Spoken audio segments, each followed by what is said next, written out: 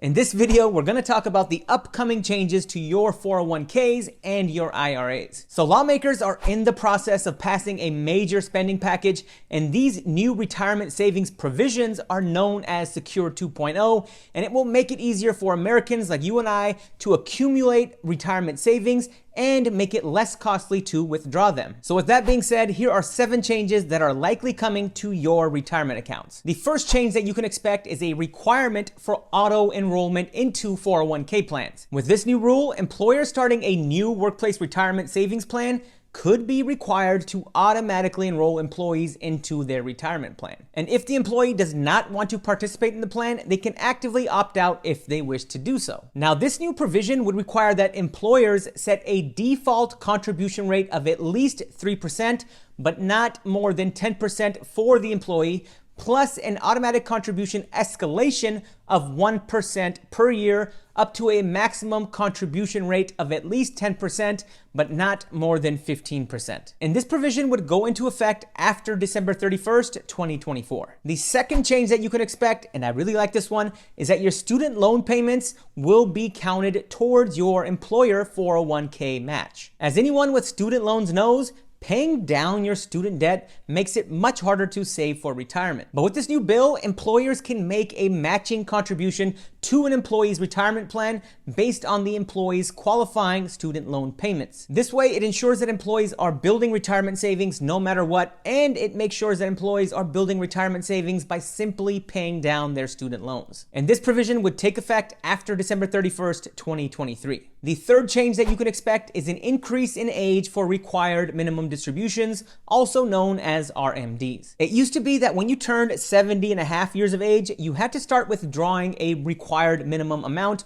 from your 401k or your IRA every year, and then recently the age moved up to 72. But under the Secure 2.0 package, it would move up to 73 years of age starting in 2023, and then to 75 years of age a decade later. Some of you may not be familiar with required minimum distributions, but essentially a required minimum distribution forces you to start taking money out of your 401k or your IRA at a certain age. And right now that age is 72, but if this bill passes, it would move that RMD age up to 73 starting in 2023, and then it would move it up to age 75 a decade later in the year 2033. And RMDs exist because it's the government's way of getting paid. Now, since the money in your 401k hasn't been taxed, the government forces you to withdraw that money after a certain age so that they can get paid in the form of taxes. Now, the fourth change that you can expect with this bill is that it will make it easier for employees to build and access emergency savings. So normally, if you tap into your 401k before the age of 59.5, you not only have to pay taxes on that money, but you also have to pay a 10% early withdrawal penalty. And this historically has been one of the biggest downsides of a traditional 401k plan because it really dissuades some employees from saving money because they fear that it would be too complicated and too costly to access that money for emergencies. But Secure 2.0 would let employees make a penalty-free withdrawal up to $1,000 a year for emergencies. Now, while employees would still owe income tax on that withdrawal in the year that it's made, they can still get a tax refund if they repay the withdrawal within 3 years. And if employees don't pay that withdrawal back within 3 years, they would have to wait another 3 years before being allowed to make another emergency withdrawal. Personally, I really find this as a welcome addition to a 401k plan because so many people could use that $1,000 for emergencies now and again, but also so many people will be inclined to participate in a 401k now that this buffer has been added in. The fifth change that you can expect is that this bill will raise the catch-up contribution limits for older workers. So currently, if you're 50 or older, you may contribute an additional $6,500 to your 401k